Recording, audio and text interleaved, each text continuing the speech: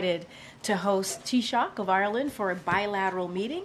As you all know, this is a long-standing annual tradition. The leaders of our countries and is an opportunity to reaffirm the close and enduring partnership between the United States and Ireland and the strong connections between our peoples.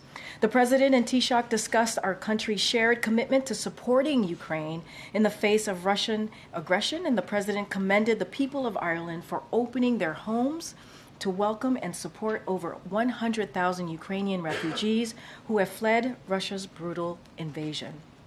They also discussed our global issues, including the urgent need to significantly increase deliveries of humanitarian assistance to Gaza.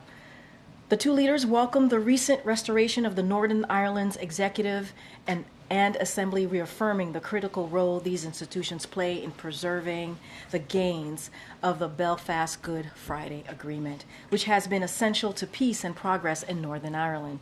This afternoon, the President traveled to the capital for the annual Friends of Ireland luncheon. As you've heard the President say many times, the bond between the United States and Ireland has grown deeper and stronger over the years. We look forward to continuing to build a vibrant future for U.S.-Irish relations, which is something that you all know is very important to President Biden, who is a proud descendant of the Bluewits of County Mayo and the Finnegans of County Louth. Sunday marks St. Patrick's Day and also my mom's birthday. Thank you. Thank you so much. Thank you. Thank you so much. Happy birthday, Mom. And the President will deliver remarks at a celebration here at the White House as part of our annual tradition. And now, if you give me another moment here, I also want to address a heartbreaking development in the tragic loss of Nex Benedict. For parents across the country, and I know for many of you here and many of you watching, including myself, the cause of Nex's death was devastating to learn. As the President said yesterday, every young person deserves to have the fundamental right and freedom to be who they are and feel safe and supported at school and in their communities. Bullying is completely unacceptable, and it is on all of us to take reports of bullying seriously. There is always someone you can talk to if you're going through a hard time and need support. The President and his administration launched the 988 line to help, and we have a line dedicated to serving LGBTQI plus young people that can be reached by dialing 988 and pressing 3. I want to close by saying that LGBTQI plus young people across the country, you are loved exactly as you are, as the President has made very clear. And you should know this, the Biden-Harris administration has your back. Now, this morning, the President released a statement marking the International Day to Combat Islamophobia. In his statement, the President recognized the violence and hate that Muslims worldwide too often face because of their religious beliefs and the ugly resurgence of Islamophobia in the wake of the devastating war in Gaza. Put simply, Islamophobia has no place in our nation. That's why in 2022, the President asked his team to establish an interagency policy committee to counter anti-Semitism, Islamophobia, and related forms of bias and discrimination. We are also currently drafting the first ever national strategy to combat Islamophobia and related forms of bias and discrimination. And we want to continue to implement the national strategy to counter anti-Semitism amidst the serious increase in anti-Semitism and to advance the White House initiative on hate-motivated violence. Put simply, we are taking concrete steps to make real for all Americans the promise of America. And we affirm our commitment to do all we can to put an end to the vicious hate of Islamophobia here at home and around the world. Now, for more than a year, the United States has engaged Haitian stakeholders across the political spectrum, CARICOM, and other international partners to support Haitian-led efforts for a peaceful transition of power. Since February 29th, the urgency of the support for Haitians has increased. because gangs have escalated violence, exacerbating the humanitarian, security, and political situations. On the humanitarian front, the United States remains the single largest donor of humanitarian assistance to Haiti, with over $170 million since October 2022, including the additional $58 million we announced just this week alone, $33 million on Monday, and $25 million today. With our assistance, UN agencies and NGO partners provide life-saving assistance to more than 1.5 million Haitians.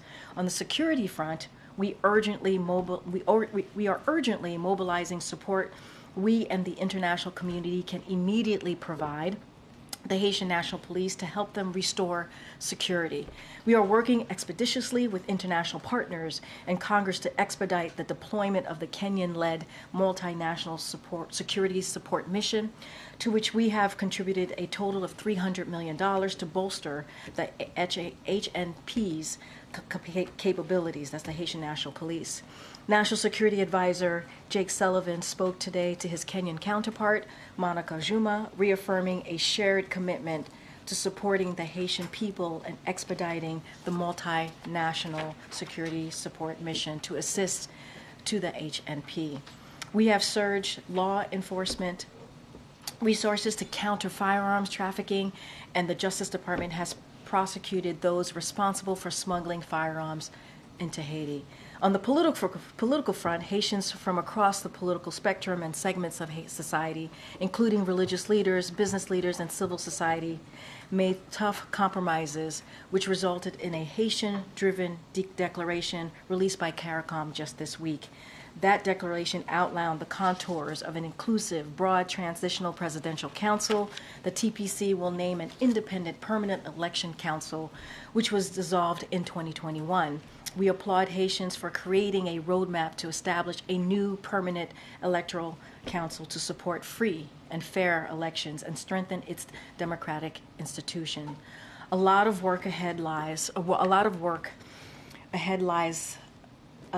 ahead, and the United States remains committed to supporting the people of Haiti on the humanitarian and security and political fronts. With that, I'll turn it over to my colleague, Admiral John Kirby, who's going to talk about Russia and Iran. Thank you, Karine. As you all know, we have expressed serious concerns from this podium that Russia is seeking to acquire close-range ballistic missiles from Iran to enable its brutal war in Ukraine. And that Russian negotiations to acquire those close-range ballistic missiles have been active, and they've been advancing.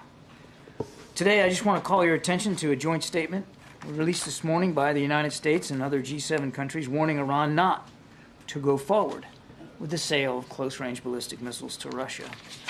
The G7 statement reads in part, and I quote, "Were Iran to proceed with providing ballistic missiles or related technology to Russia, we are prepared to respond swiftly and in a coordinated manner, including with new and significant measures against Iran," end quote.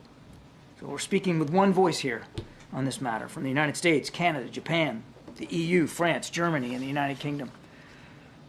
Now, shifting gears, next week, the United States will be sending a high-level delegation to the Summit of Democracy that will be led by Secretary of State Antony Blinken. The U.S. delegation will also include senior U.S. government officials from the NSC, from USAID, and of course from the State Department. At the summit, being hosted by the Republic of Korea, and we're very grateful for their leadership in that regard. The U.S. will host a high-level event on the misuse of commercial spyware, and this is a significant priority for the Biden-Harris administration.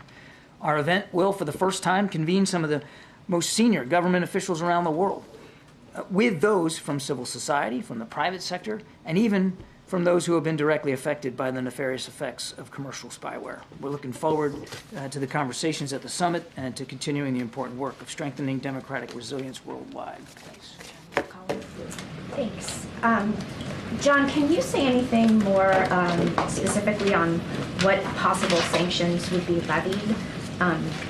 I'd heard maybe they were mulling flights. I don't know, banning flights. I know you're going to say no, but just if you can. No. All right, fine. No, I'm not. I mean, as you know, we don't preview sanctions, Colleen. But clearly, we're looking at a range of options here, and without question, additional sanctions would be on the table of those options.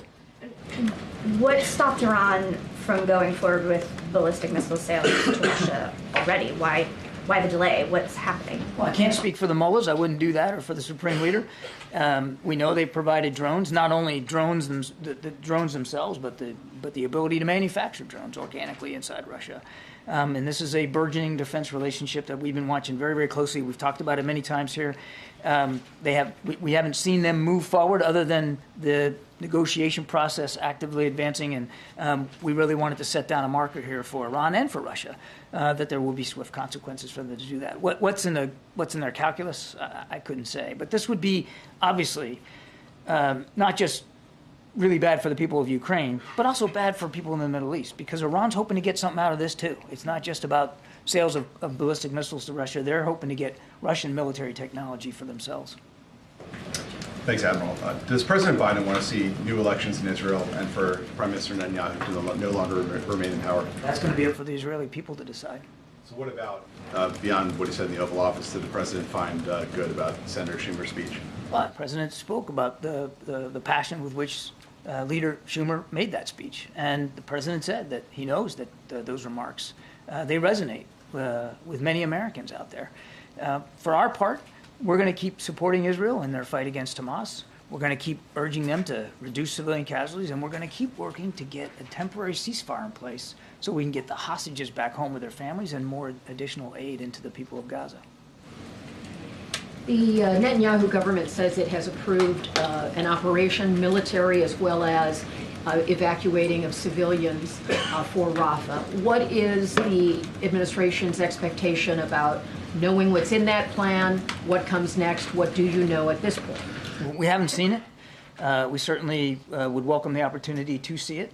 And as we've said, Kelly, we can't support a major offensive in Rafah that doesn't also include a credible, achievable, executable plan to take care for the safety and security of the more than 1 million Gazans that are seeking refuge in Rafah. To move in right now in a major way without a proper accounting for all those people would, as we've said, be a disaster. And so we're going to keep talking to the Israelis about this. Again, we if they've got that plan, we certainly would welcome the opportunity to see it. Thanks, Karine.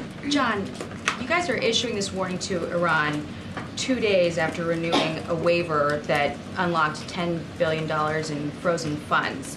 Don't you think Iran is paying more attention to the actions of this administration than the words? Can't speak for the mullahs or what they're paying attention to or not, Jackie. I would remind that this sanctions waiver is renewed or up for renewal every 3 months. It's a quarterly thing. It's a sanctions package that was actually put in place by the previous administration, by President Trump and his team, that allows for Iraq to be able to work its way off of Iranian energy so that they can keep the lights on. And we're continuing to work with our Iraqi partners about how to do that. But right now, they still are dependent for a lot of energy coming from Iran. And so we don't want to penalize the Iraqi people for efforts that they're still trying to get to wean off of that. And I would remind everybody, and we've talked about this before, I think 3 months ago we probably talked about this before. None of this money goes to the mullahs. None of this money goes into Tehran.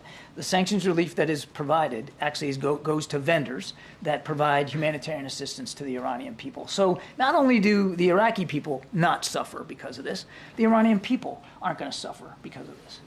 Wouldn't it be, though, the Iranian people who would suffer as a result of the teeth in the warning? I mean, you're saying you would suspend flights on Iran Air to Europe if Iran supplies ballistic missiles to Russia. I didn't say that. Press report said that. It's not, but it's not like, the Ayatollah flies commercial. I mean, that's the Iranian people would be the ones who'd be harmed by that if that comes to pass. It's also not like the regime and the IRGC are thinking this is some sort of windfall, like this is somehow going to make a big difference in their support for terrorist networks in the region.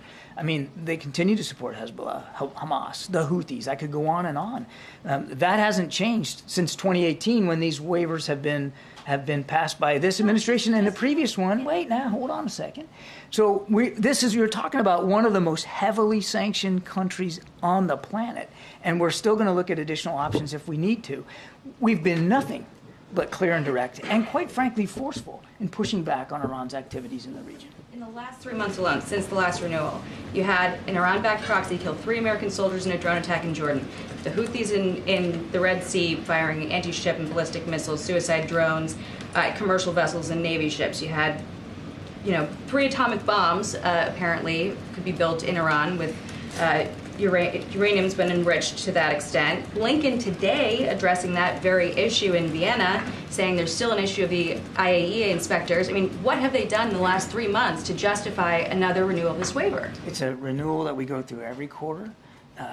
And it's really about not penalizing the Iraqi people and the fact that they're still heavily dependent on Iranian energy. But in the last 3 months, look what else we've done. We've gone after Houthi capabilities ashore. We've got a coalition of ships in the Red Sea protecting against Houthi attacks on shipping there. We have struck back and forcefully against some of these militia groups in Iraq and Syria. We continue to have sanctions in place. Significant sanctions on the Iranian regime for multiple reasons. Protesters, they're going after protesters, the support for terrorist networks, their nuclear program. I mean, there's a lot of sanctions in place. And, oh, by the way, we're still conducting interdiction operations at sea to try to prevent their shipment of material and arms to some of these groups. So the idea that we're just laying back and not doing anything on Iran just flies in the face of the facts. Thank you, Admiral. So you said the U.S. has not seen a plan to protect civilians in Rafah, yet Netanyahu has already authorized an invasion of Rafah, and that is exactly the scenario that the president said would be a red line. So how is the U.S. going to respond? As far as I know, there's not been an operation in Rafah. What we've seen today is the Prime Minister's office saying that they have seen a plan that accounts for the operational aspect, the military aspect, and the evacuation aspect. As I said to Kelly, we welcome an opportunity to look at that plan. We still can't get behind a plan, and we won't get behind a plan that doesn't properly account for those 1.5 million refugees in Gaza who need a place to go where they can be safe from the fighting. Look, Israel has a right to go after Hamas wherever they are. We get that. We're going to continue to support their opportunity to do that. But as we've said 100 times, if not more, they have a special obligation as well to look after the safety and security of the innocent people of Gaza who are getting caught up in this conflict, a conflict that was started by Hamas. Does that signal a turning point in the relationship, though, that the White House has not been briefed on this? You still haven't seen a plan to No, protect not at all. No. And when you talked about the president saying the speech was good and you said Senator Schumer showed a lot of passion, did the president mean the substance of the speech was good, or he was just talking about the passion? I'll leave it at the president's comments. I wanted to, thanks, Karine. Admiral, I wanted to pivot to Haiti real quick. Okay. On Jake Sullivan's conversations with his Kenyan counterpart, Karine said there was a shared commitment. I wonder if you can expound on what that means in more tangible terms. And on the topic, the administration urged the speedy confirmation of Dennis Hankins. On the other side of that, confirmation, what are his next steps? When does he arrive in Haiti? What does that look like in the days coming forward? I have to refer you to my colleagues at the State Department to speak to the ambassador's travel plans, and I have no doubt that he's going to want to get down there as soon as possible and get started. I mean, he's obviously been eager to get confirmed, and we're really, really grateful that he got confirmed and he'll be in place. That'll make a big difference down there. But again, the State Department can speak to that. As for shared commitments, and I do believe Karine actually covered quite a bit of this in her opening statement. We have a shared commitment with the Haitian people and certainly with the Haitian National Police to make sure that they have what they need to better enforce security and stability in Haiti, which is being obviously torn asunder by these gangs and these criminal groups. We have a shared commitment, as Karine said, to see a political transition here that is smooth, that is credible, to a new government that can represent the Haitian people and to look after their interests. And of course, they just want the same as anybody would want. They want to live in peace and security. They want a future for their kids, and we want to help them from a political perspective get there. And then again, also Karine mentioned this, the multinational security support mission. We want to make sure we're continuing to work with our Kenyan partners about that. We want to make sure that the Kenyans have what they need to be effective and successful in this mission. And so we're talking to them and, of course, the Haitian government about that as well. Thanks. John, what is the White House view of the latest Hamas proposal, which is 700 to 1,000 Palestinian prisoners including 100 hardened prisoners in exchange for women, children, the elderly, and ill hostages? I would say the proposal that was put forward is certainly within the bounds of, in broad brushstrokes, within the bounds of the deal that we've been working on now for several months. I don't want to go into more detail than that, Nancy, because I don't want to negotiate here in public. The fact that there's another delegation now heading to Doha, the fact that this proposal's out there, that there are conversations about it, that's all good. That's all to the good. Now, whether it ends up looking like that, I don't know. That's what the team will work on, and we'll stay engaged. That's interesting because the Israeli Prime Minister called it unrealistic. But from the White House point of view, The broad you think brushstrokes. that that's in we the think, range? we think it's in the broad brushstrokes of the deal that we've been talking about. But the devil's in the details, and as I said before, nothing's negotiated until everything is negotiated. And without getting into the specifics of these press reports, I can just tell you that we're glad that the conversations are going. More broadly, do you believe, it sounds like you're saying that things are moving in the right direction? In general, we think, look, the fact that we still have active conversations and now another chance to meet in Doha, that's all to the good. Now, I know for the families out there, it's just another set of agonizing days to wait, and we understand that too. So I don't want to, we're cautiously optimistic that things are moving in a good direction, but that doesn't mean that it's done, and we're going to have to stay at this till the very, very end. Merci, Karine. Admiral, I just go back to Iran. Maybe I didn't hear correctly, but those close-range ballistic missiles, does the administration think would be used in Ukraine by Russia? Is there any recent evidence that Iranian weapons have been used in the war in Iran, in Ukraine? Drones. Heck yeah. Drones by the hundreds. Iranian drones have been used to kill innocent Ukrainians and hit Ukrainian infrastructure, to hit Ukrainian defense industrial base. Absolutely. Yes, Iranian weapons have been used in Ukraine without question. We haven't seen a consummation of this particular deal, which is why the G7 is warning against the consequences of it. And a question on the Taoiseach's visit. When he came out at the stakeout and he talked to us and he said, and I'm quoting, "None of us like the use to see the American weapons being used in the way they are. This is not self-defense, is it?" I know. We've talked about this before. Israel has a right to defend itself against a still viable threat by Hamas, a group that wants to do October 7th again and again. And we are continuing to support the Israeli Defense Forces as they go after that. How they go after that threat matters. And that's the context of the conversations that we've been having at all levels, including at the president's level, with our Israeli counterparts about how they execute and prosecute these operations. We want to see the right number of civilian casualties is zero. We want to see the numbers come down. We want to see the damage to infrastructure come down. We want to see more humanitarian assistance get in. It looks like Putin's going to win a new term. White House ready to... Shocked. Yeah. White House ready for another... It's going to be a real nail biter, isn't it? Yeah. Look, we'll watch this and monitor it and see how it comes out. I mean, the idea of free and fair elections in Russia is a misnomer, but we'll see what happens this weekend. Thank you, John. I have a couple of things for you. You just referenced meeting in Doha. I'm sorry if I missed this, but are you confirming that the U.S. is sending a delegation to Doha for the? We will not be participating in this particular delegation to Doha, but there is a meeting in Doha of the counterparts. Is there a reason that a U.S. delegation is not? We have been at this, MJ, literally every day. I mean, believe me, we're involved in all these conversations. The fact that we're physically not going to have a delegation there should not be taken as any kind of signal that this isn't a serious positive move forward. We think it could be. And has the White House asked the Israeli government to see its Rafah plans? We have made it clear to our Israeli counterparts that we would welcome the opportunity to see their plans. Well, it's a sovereign country, and these are their military plans, and certainly they should speak to them appropriately. So we're not interested in speaking for the IDF, but we've made it clear we would welcome the opportunity to see it.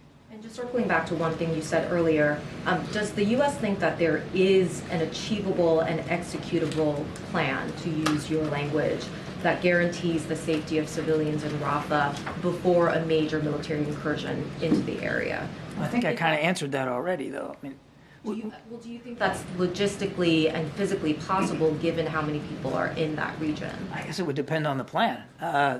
Make no mistake about it.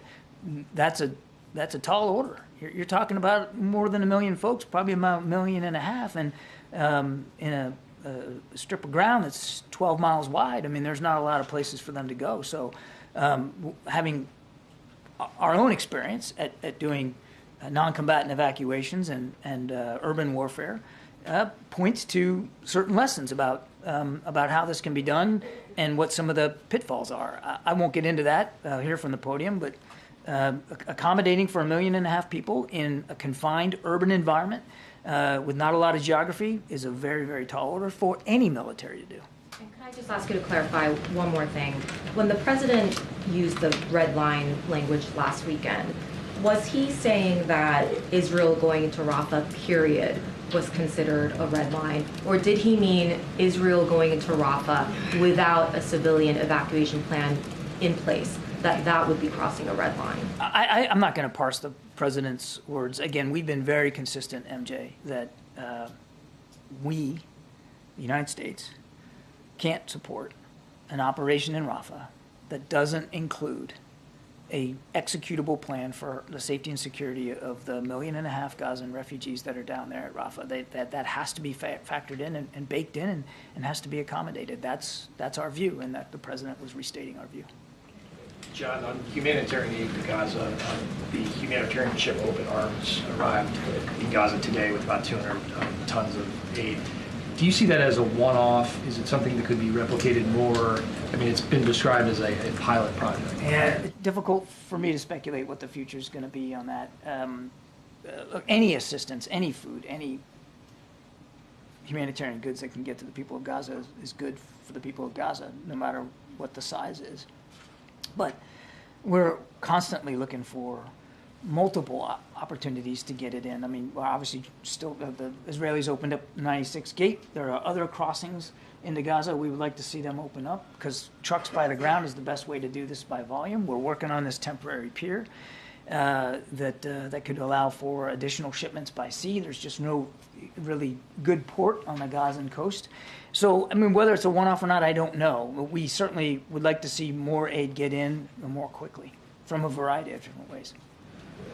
Has the Biden administration asked countries like France to stop talking about sending troops to Ukraine? No. But would the U.S. oppose any nation sending troops to Ukraine? Those are sovereign decisions that a nation has to make. I can just speak for this sovereign nation and this commander-in-chief, and he's made it clear that we will not put U.S. boots on the ground. Thank you, Karine. Thank you, John. I have a question on Indo-Pacific and then Ukraine.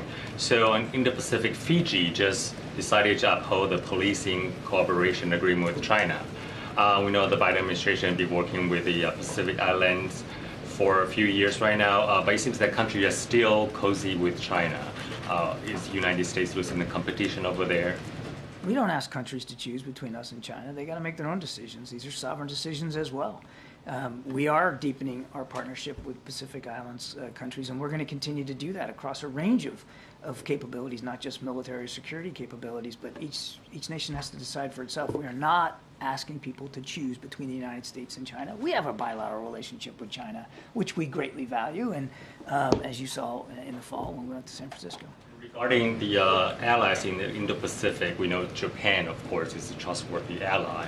But we're also seeing President Biden seems to be opposing the Japanese company Nippon Steel to purchase the U.S. steel. So if Japan is not trustworthy enough to invest in the United States, who else is? The relationship with Japan is extraordinarily strong. It's one of the strongest alliances we have in the world. 5 of our 7 treaty alliances are in the Pacific, and that's a key one. And I think you're going to see it. You're going to see the power and the promise of that alliance in full flower here when Prime Minister Kishida comes for the state visit. There is an awful lot to talk about. President has also been clear about making sure that steel workers in this country know that he has their back, and he made his views known on this potential merger. But that doesn't take away one bit from the terrific relationship that we have now and will continue to have with Japan. Ukraine, at least 20 people were killed and dozens injured in Russian double strike on Odessa. What can the United States do to ensure Ukraine that needed air defense capabilities going forward, given right now the Congress situation? Your question should have been, what can the Congress do to ensure they can pass the supplemental bill so we can get critical air defense capabilities to Ukraine? Thank you, Karine. Vladimir Putin said that Russia is going to launch a nuclear power unit or some kind of a nuclear stuff into the space. So should the United States take it seriously as a serious threat, and are there any ways to deter Putin in space? I haven't heard that particular comment, so I can't. I haven't heard him. I haven't heard that actually been said. But just broadly speaking, your question is, do we take it seriously? Yeah, obviously we do. I mean, the nuclear rhetoric coming out of Moscow, not just from Putin, but from Lavrov and Peskov and others, is worrisome. And you have to take it seriously with a nation with that kind of capability. I would just tell you a couple of things. One, we monitor it very, very closely. And we've seen nothing that has caused us to believe we need to change our own strategic deterrent posture. All right, just a couple more. Thank you. Congress is still debating raising the cap on visas for Afghan allies, many of whom are still waiting to get into the country and waiting in pretty inhospitable places. What's the administration's position on the number of visas that the president wouldn't like? Included Republicans are trying to keep it down under 4,000. And if they don't get this into the upcoming appropriations bill, is there a plan B? I think I talked about this a little bit yesterday. We think that by end of summer, we'll probably, at the rate we're processing SIVs, we'll blow through the 7,000 we have left, and we're asking Congress for 20,000 more. And we think that will really be able to help us get all those worthy SIV applicants safely out of Afghanistan. How hard is the president willing to fight for that 20,000 number? He has been clear since the beginning. We may have ended the war in Afghanistan. We never ended our commitment to our Afghan allies. He is 100% committed to doing everything he can, and the rest of the administration as well, on working with Congress to get those SIV visa allowances in place so that we can get those Afghans back out of Afghanistan. Thank you so much. A question about the Houthis. They have warned that they will expand their operations and start attacking the ships taking the longer route, the one going around the Cape of Good Hope. So how serious is this threat in your view? And also, how actively is Iran supporting the Houthis right now? They're still supporting the Houthis. They're still providing all the capabilities. We keep working to degrade those capabilities, and we take those threats seriously. We have to. Thanks, Karine. Thanks, Admiral. There's a report that Israel is exploring using an international private security contractors to try and help protect international humanitarian aid going into Gaza. Is that something that the U.S. would support? First of all, that would be up for the Israelis to speak to about how they might want to help with the security of humanitarian assistance that comes in by sea and then further distribution inland. Again, that would be something for them to speak to. What I can tell you is that, as you know, we are already starting to move the first components of this temporary pier. It's called a joint logistics over the shore capability. And those are just starting to move from the East Coast over there. It's going to take some time to get in place. And while we have that time before they get to place, we are working with allies and partners, including the Israelis, about the details of how that temporary pier will be supported, how the aid that gets to the pier and gets to the people of Gaza, how that happens. All of that is still being discussed. We're not at a point where we have final answers for that. And then just to follow up on MJ's question, you said that you would welcome the opportunity to review this, but is it your expectation that you will get that opportunity to see? We would welcome the opportunity to see it. Okay, Phil. Thank you, Karine. This week, the Russian Foreign Ministry included Jeff Selden, a VOA reporter, in its latest round of sanctions. And earlier this month, the Russian Interior Ministry issued an arrest warrant for Washington Examiner columnist Tom Riggin, who is a U.S. citizen. What's the administration's response to this effort by Moscow to intimidate and target U.S. journalists? Sadly, it's consistent with the Kremlin approach to particularly journalists, and the crackdown by the Kremlin on free speech and speech, in fact, that Mr. Putin finds offensive or inimical to his own selfish interests. So it's I think, just another reminder, and I think it underscores, first of all, the danger to Americans who may be in Russia and the need not to be there, but also the real danger of an autocrat like Putin and what he's really after here. Thanks, sir. Raquel, you have the last question. Thank you so much, Karine. Hi, John. Two questions, John. One on the Russian election, including those that are taking place in Ukrainian territories. Which are illegitimate.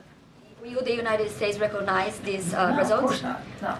And on Haiti, as you were saying, the White House is ready to support the transition in Haiti. But how can the U.S.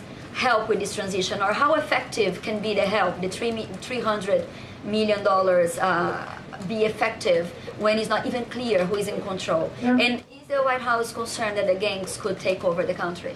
Well, the gangs already have an awful lot of influence and power in certain places, particularly Port-au-Prince. There are parts of the country that are not suffering the instability that these gangs and criminal thugs are perpetrating on the Haitian people.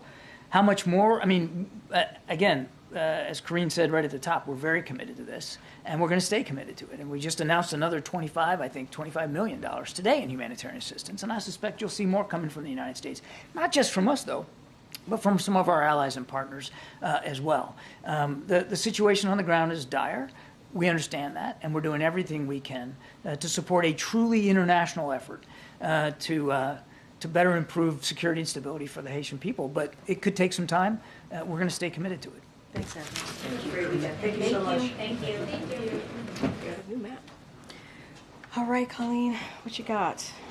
So Speaker Johnson has said that he would be willing to put forward Ukraine funding and Israel funding once the shutdown situation is ended. I wondered if he has communicated that to the White House, if that's the White House's understanding, and how you think the proceeding will be. So obviously we've seen those reports, and I'll say this, we've said repeatedly the House needs to move forward with the bipartisan national security supplemental, which, let's not forget, passed in overwhelming fashion in the Senate, and they need to put that on the floor. We know that if they put that on the floor, if the Speaker puts that on the floor, it would get overwhelming bipartisan support. We need to make sure that we continue to stand with Ukraine as it defends against Russia's brutal invasion. We have to continue to do that, to stand with them, to stand as they're fighting for their democracy, as they're fighting for their freedom.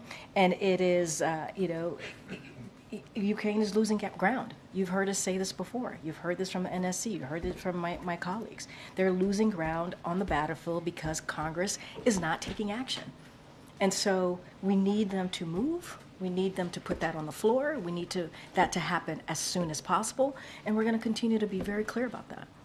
What happens, as American support for Ukraine funding continues to sort of degrade? What else can the White House do to articulate the importance of it? Look, we're going to continue to speak to it. But here's the thing. In Congress, there's bipartisan support. There's overwhelming bipartisan support. We saw that in the Senate, and we know that to be true, to be a fact in the House. That's what we know. And so the president understands the important role that Americans play. We, as United States of America, we play a leading role in making sure that we're continuing to fight for democracy. And the president will speak to that directly to the American people, as he has in the past 2 years. We know, history shows us what happens if we do not stop a dictator. It shows us what happens. We know where we can end up. And we understand, Americans understand that. They're smart enough to get that. And so Congress needs to move. They need to act. Their inaction is, leading to Ukraine losing ground in the battlefield. We heard that from the CIA director, the Big Four, when they were here meeting with the president. They heard that directly from the CIA director. it is unfortunate that the speaker is putting politics ahead of what our role should be, which is fighting for democracy and making sure that Ukraine has what they need for them to fight for democracy. Thanks, Karine. Did the president have a chance to talk with Speaker Johnson at the luncheon today about Ukraine aid, and if so, what was his message? I have to say I have not touched base with the president, so I do not know if they connected and if they did, what their conversation was. I don't have anything to share. We try to keep those conversations very private, obviously. What I will say, I don't think the president is always very clear what he says publicly and in private, right? Which is when it relates to, obviously, the national security supplemental, it needs to be put on the floor. The speaker needs to do this. He didn't hear this just when the speaker was here, the big four, meeting with the president and the vice president. He didn't hear it just from the president, right? He heard that from the other leaders as well, his counterparts, right? His peers in Congress. And they all agreed that we needed to move forward on this. So the president's it really doesn't matter because the president's been very clear. The speaker needs to put the national security supplemental on the floor. It will get bipartisan support. It will get overwhelmingly bipartisan support. That's what we know. That's what we understand, and that's what we've heard from congressional members. Thanks, Karine. So the majority of Palestinian American, Arab American, and Muslim organizations that the White House reached out to for a meeting this week rejected the invitation. So what is the White House strategy on this, and are there plans for the president to directly engage with these communities? So, look, the president, as you know, has had an opportunity to meet with members of that community not too long ago, leaders of that community, the Arab American community, the Muslim American community, not too long ago. And so, look, what I will say is we understand that this is a difficult time, that this is a painful time. We understand that the events of October 7th that killed more than 1,200 souls, right? Took more than 1,200 souls in Israel, and also took Hamas, the terrorist organization, also, as we know, took hostage more than 200 people. And what that led to, that war that led to, is incredibly painful. We understand that. And so, look, we're going to continue to, as you know, the president, senior officials from the White House met with members of those communities in Illinois just yesterday, and we're going to continue to have those regular meetings to hear directly from them, and the president believes that's important to do, to hear it from those voices. The majority of the groups that the White House reached out to for that meeting in Illinois rejected the request. And when was the president's last meeting directly with communities? What date was it? I mean, look, I hear what you're saying, but the point is that we, the White House, is actively engaging with the community, and we have been, and you know this. You know that to be true. We've been actively engaging with them regularly since October 7th, and we're going to continue to do that. I'm not going to speak to who attended. That is not for me to do from here, because the point of those meetings actually is for them to be private, so we want to keep that private, obviously, so that members of that community can speak freely. And so, as you know, senior members of our administration, they were in Chicago yesterday. They met with those members of the Arab community, Palestinian community, Muslim community, and this conflict is personal and painful for many people. And so, again, they're private meeting, and we are committed to the participant so that they could speak freely, and we think that's incredibly important. That's what we can speak to. Where does the White House think what's going to happen to TikTok? Because even if the bill makes it to the president's desk, the Chinese government needs to approve it, which they're likely not to. It could also face significant legal pushback. So what does the White House ultimately think is going to happen with TikTok? I mean, I can't get into, predicting here, right? What we have been very clear about is this bill is important, and we welcome this step in ongoing efforts to address the threat posed by certain technology, right? Services operating in the United States these services put Americans' data at risk. You heard the National Security Advisor, Jake Sullivan, speak to this on Tuesday. It is important for us to have an understanding, right? where this American data is going. Do they live here or do they live in China, for example? He said that, right? Is their ownership here or is it in China, for example? And so those are really important. And so that's why we welcome that bill. This isn't a divestment bill. It's not a ban. I'm not going to get into hypotheticals here. It's going through the process. We're going to offer technical support as it moves, obviously, from the House into the Senate. But we welcome this bill, and this is about our national security. That's what this is about. There was a settlement in the National Association of Realtors case that effectively ends the 6% commission. Say that again. Can you start at the top? There was a settlement in the National Association of Realtors case that effectively ends the 6% commission on house sales. You know, Biden administration made a lot about fees and costs and consumer costs. Has the White House been tracking this case, and any reaction to the settlement? So I can't speak to the settlement. Obviously, you're talking about junk fees and how important it is that we... Yeah, I'm not calling this a junk fee. I'm just saying that you guys have been focused on consumer fees, consumer costs. This is kind of in line with those things. We're seeing that effectively the 6% commission is going away. Look, I'm going to be very careful because I don't know much about this case, so I don't want to speak to this case, but I can speak more broadly to what the president has tried to do, right? He's trying to make sure that consumers don't get taken advantage of by corporations. He's made that very, very clear. That's why we speak to junk fees. That's why there's a competition council, and that's why we try to find out ways to save Americans money. You know, we're talking about billions of dollars that Americans have to pay because of these junk fees, because we see cooperation not passing on their wealth, what they've been able to incur to the consumers.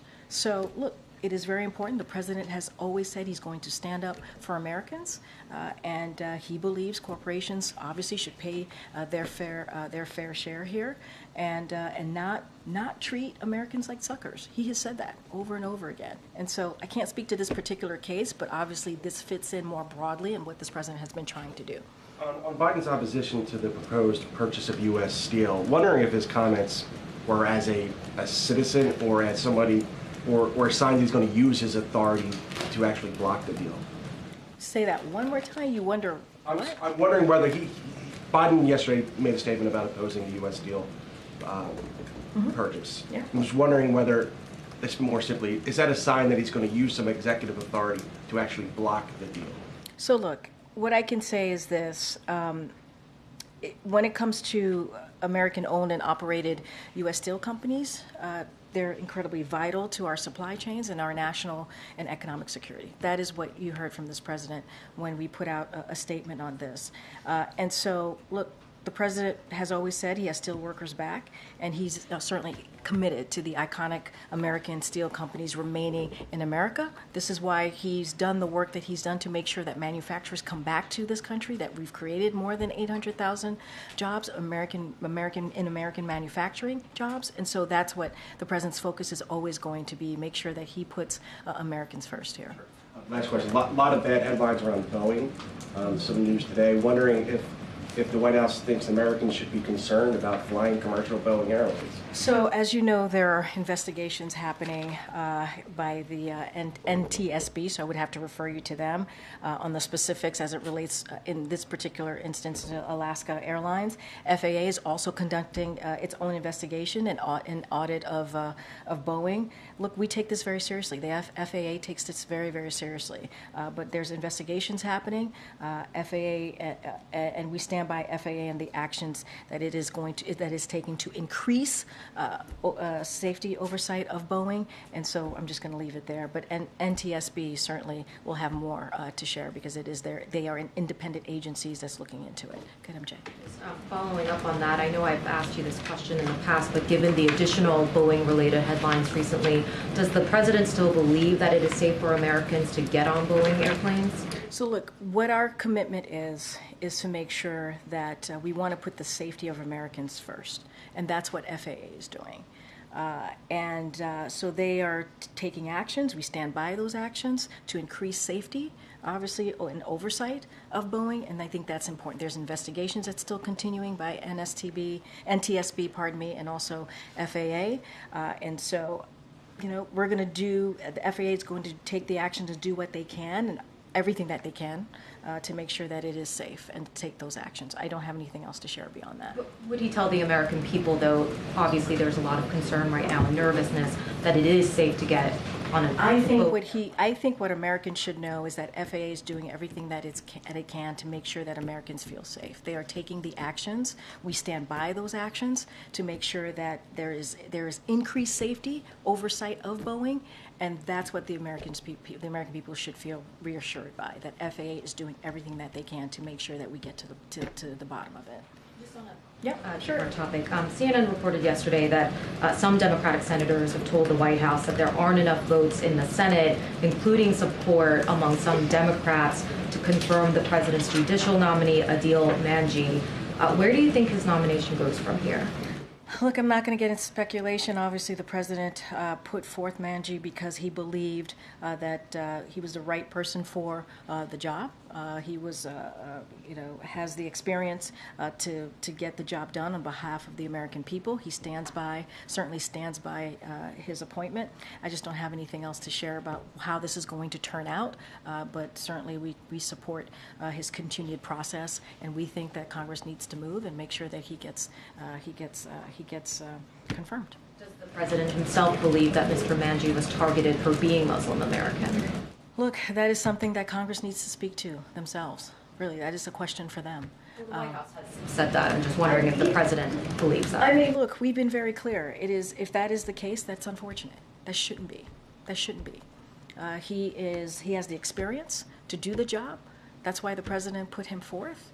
And if that's the case, that's certainly shameful. Thanks, Karine. Two questions for you. Has President Biden had a chance to speak with Senator Schumer since his speech yesterday that he called with? I don't have a conversation to read out to you at this time. And following up on Selena, we reported a lot on a meeting that the president held with some Arab American and Muslim leaders in late October. Is there another meeting that the president himself personally took part in since that? I don't have another meeting to read out to you, but look, I think it's important that senior officials in the White House have had regular meetings with the communities, right? With the Arab community, Muslim community, and Palestinian community. I think that's important that we continue to hear directly from them. We want to hear what they are feeling, how they're feeling about the situation. We understand that it is incredibly painful for them, and so we're going to continue to keep those lines of communication open. You just saw, you're aware, or you all know that there was a meeting in Chicago, there was a meeting in Michigan, and there's been others. And so, look, the president gets a readout of those meetings. He hears directly from the officials who have sat down and had these important critical conversations. We try to keep them private because we want to make sure the leaders who are attending these meetings can feel freely to have the freedom to say what it is that they want to tell us and want to share with us. So we try to keep those meetings as private as possible. Is there any plans for the president to take part in another one of those meetings? I don't have anything on the president's schedule as it relates to a meeting with the leaders. He has met with the leaders, as you know, and he feels that it is incredibly important for his White House to continue to have those conversations. Go ahead. Thanks, Karine. Regarding the Vice President's trip yesterday to the Planned Parenthood clinic in Minnesota, the President has spoken very often about how reproductive freedom is at risk.